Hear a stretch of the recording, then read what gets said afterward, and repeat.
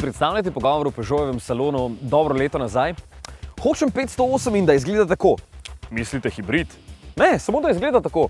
Ja, to pa ne gre. Ja, zdaj k sreči gre. Očitno je bilo takšnih kupcev veliko in po posodobitvi je RXH na voljo tudi samo z dizelskim motorjem, brez elektromotorja in zdaj še izgleda bistveno bolje.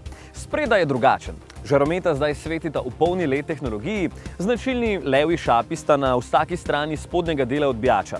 No, bolj pomembno, poleg okrasne plastike je trebuh tega 508 za 5 dodatnih centimetrov bolj oddaljen od tal. V osnovi je to dokaj udoben avtomobil.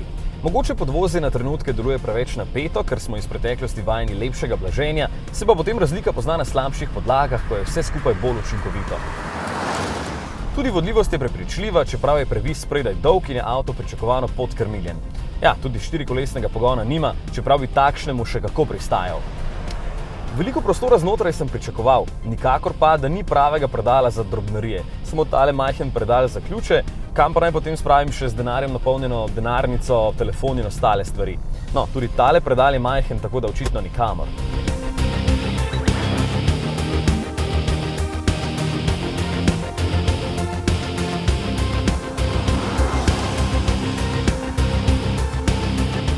Najboljša stvar posodobitve je tako novi 6-stopenjski samodejni menjalnik. V praksi je svetlobno leto pred starim robotiziranim.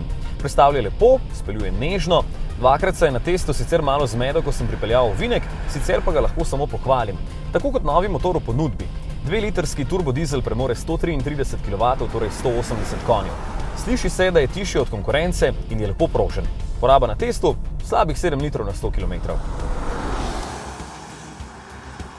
Osebni avtomobili imajo svojo ceno. Vstopni 508 RXH tako stane slabih 38, tale pa že 41 tisočakov. Veliko, ja. Ampak imajo pri Peugeotu še debele popuste, tako da je lahko kar nekaj tisočakov ugodnejši. Samo še večji predal potrebuje za vso to kramo in pa štirikolesni pogon. Sicer pa ja, že zdaj izgleda odlično.